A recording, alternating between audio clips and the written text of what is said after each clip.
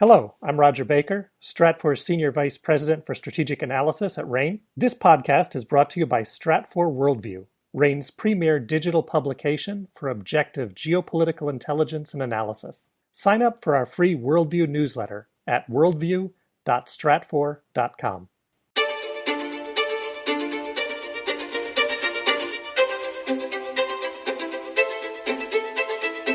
Welcome to RANE's Essential Geopolitics podcast, powered by Stratfor. I'm Emily Donahue. There's been a lot of talk recently about digital currencies. Of course, China is testing what it calls the E Yuan. What is it? Here to explain how China's digital currency is working is Michael Monderer, Stratfor Senior Analyst for Global Economics at RANE. Welcome back, Michael. Thank you, Emily. Pleasure to be here as always. Well, so let's talk a little bit about the Chinese digital currency, the E Yuan. What should we know about it? Well, first of all, it's not a digital version of, or it's not an official version of Bitcoin or other cryptocurrencies. Cryptocurrencies are privately issued and they're denominated in their own units of account. They don't rely on trusted intermediaries such as banks. And they're fundamentally different from other forms of digital money, and in fact may not even be money at all, since they aren't reliable stores of value, which is one of the main functions of money. The People's Bank of China, the central bank in China, has been trying to regulate cryptocurrencies since 2013, but it's really been unable to do so. It loves the technology, and in fact, blockchain is a strategic technology in China's national development goals. But the Chinese hate that it's uncontrolled. What they want to do is separate the technology from private currencies. So they're actually actively discouraging the use of cryptocurrencies and of what are called stable coins, and because they fear losing control of the money supply and not being able to track major transactions. So as a result, China is in the process of introducing what it calls the E Yuan, which is, as you said, is a digital central bank currency. So, Michael, can we backtrack a little bit? What exactly are central bank digital currencies? Well, they're basically direct liabilities of the issuing central bank, a form of digital cash. They're just like cash. They're legal tender in the country in which they're issued. But rather than being printed notes or minted coins, it's something that exists only on a computer. I think we need to recognize that except for cash, most money is already, in fact, digital.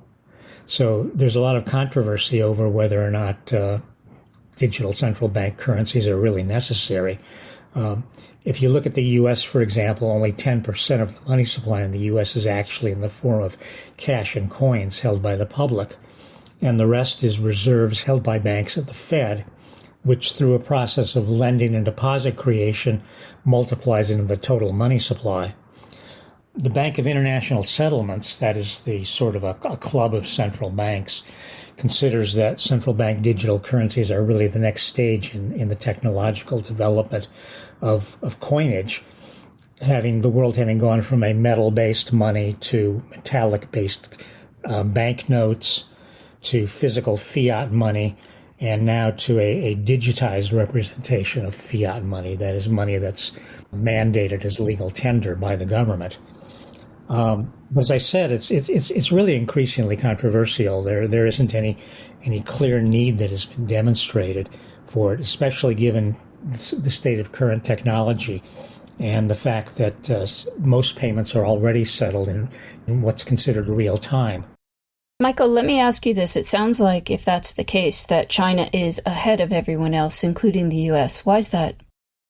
Well, a couple of reasons. First of all, China essentially had no financial system until the reform era started in 1978. At that time, it started to establish state-owned banks, and without apologies to Mao Zedong, the real great leap forward by China was that it didn't have legacy pen and paper bookkeeping systems, and that it was able to leap into the computer age without having to make a transition. But banks were concerned primarily with allocating credit, and private technology firms were encouraged to develop capabilities for making mobile payments, and there was very little regulation at the time. Now, we can debate whether China has been stealing Western technology or not, but in fact, the Chinese are light years ahead of everybody else in financial technology using mobile phones. I've seen estimates that 87% of Chinese consumers use mobile phone-based internet services, and that's compared to less than half the population in the U.S. And unlike in the U.S., where we're still debating an infrastructure package that includes enhancing digital communications, in China there are already 1 billion internet users out of a population of 1.4 billion people, and 99% of them are using mobile phones. Plus, I need to add that a large part of the drive in China is related to state control and surveillance, and that the Chinese Communist Party is involved directly in development of this technology. I just closed my file. Shoot. So, in that case, then, why is China issuing its E Yuan? Well, much of the propaganda and the official statements that we're hearing from Beijing talk about financial inclusion, providing banking services to people that don't have bank accounts, financial services to rural poor areas, and improving efficiency and fairness.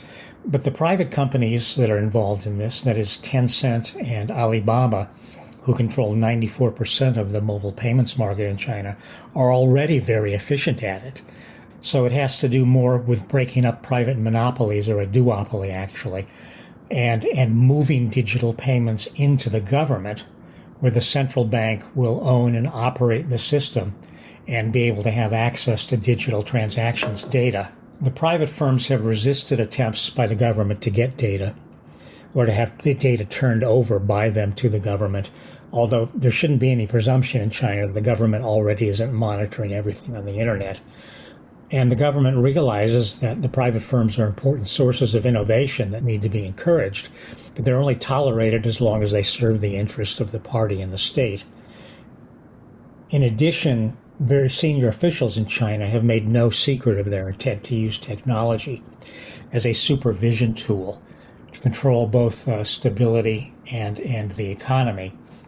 And China is also seeking a first mover advantage in adopting technology, while the People's Bank of China talks about cooperating with the rest of the world in issuing central bank digital currencies. That's somewhat hollow, because the Bank for International Settlements has a working group going on that is looking at setting joint standards for establishing those. But China, even though it's a BIS member, isn't participating. Michael, would in any way this new form of money be a threat to the U.S. dollar? No, I don't think so, Emily, at least not for probably generations. China's financial system is largely closed to the outside world in terms of free capital flows. You can get money into China, but it's much harder to get it out. The exchange rate is very heavily managed.